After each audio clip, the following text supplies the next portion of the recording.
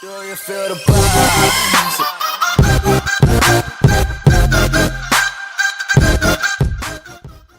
What's up, YouTube? It's Carolina Calvin coming back to you with another video. In this video, I want to bring up an NBA topic. And around 8:30, about another 20-30 minutes, you have the Cavs Raptors game. And the video will probably be up maybe before that game or right before that game starts. So check it out then. Of course, you're going to be watching the game as well.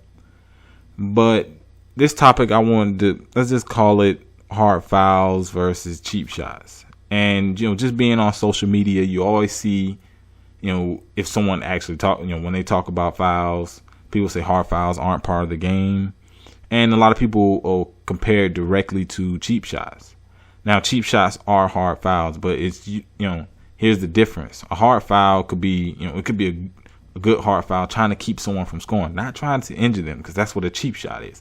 Cheap shot is usually a player out of frustration who doesn't play the ball, doesn't really try to hit at their forearm or hit at their arm to try to keep them from going up and scoring. Is usually something around the knee area. Guys are getting undercutted, which could lead to catastrophic leg injuries that can put guys out for long periods of time.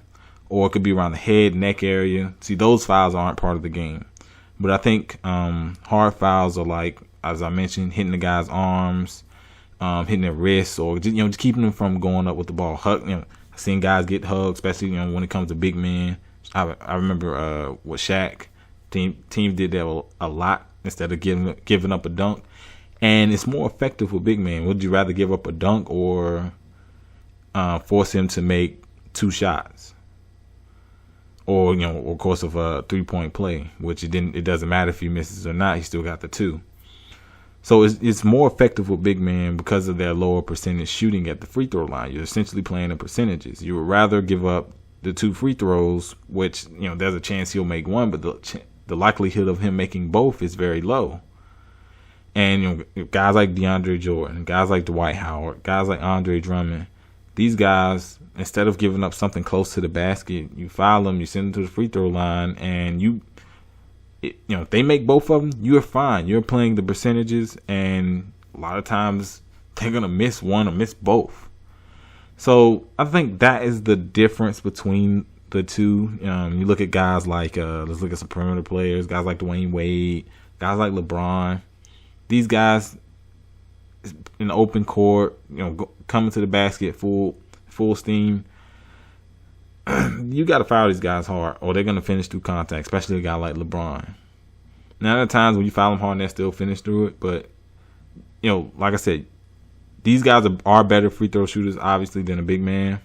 But you still would rather send them to the line to make those 2 free throws. Especially a guy like LeBron, which he has times where he does miss free throws. You would rather him shoot the free throws than, especially if he, gives us a switch and he's a smaller player on him. Best bet is to foul him, send him to the free throw line. And, thinking of cheap shots, back to talking about cheap shots, the guys that come into my head, Dennis Rodman, Bill Laimbeer, Rick Mahorn, a lot of those Piston players were like that. And it just seemed like after every play, Bill Laimbeer threw an elbow. You go back and look at some of those old games, those guys were dirty.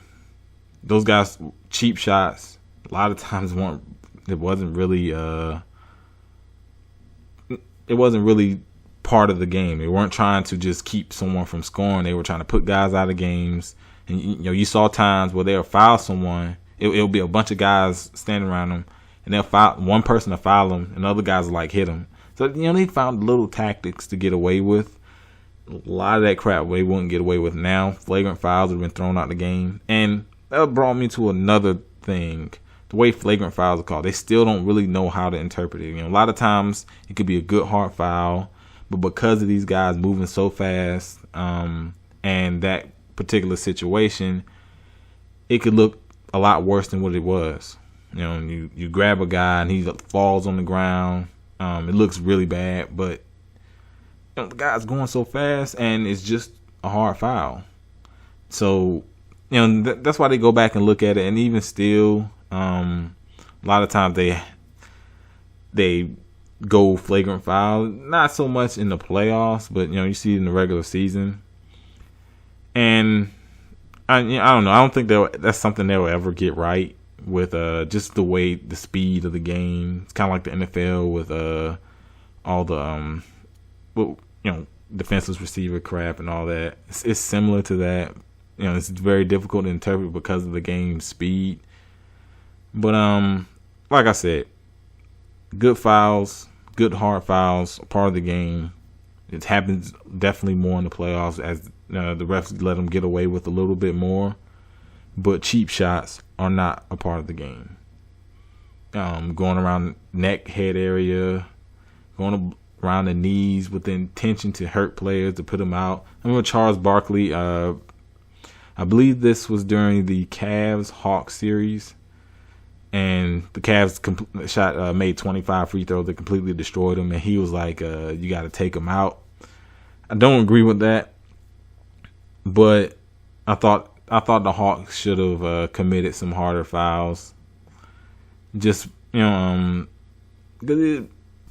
I guess for pride reasons. But, the Hawks should have been a little bit more physical in that series. But I don't really want to talk about that series. Just know the Cavs destroyed them. But let me know what you think down in the comment section. Hard fouls versus cheap shots. Tell me what do you think the difference is between the two. If you agree with what I explained, please let me know.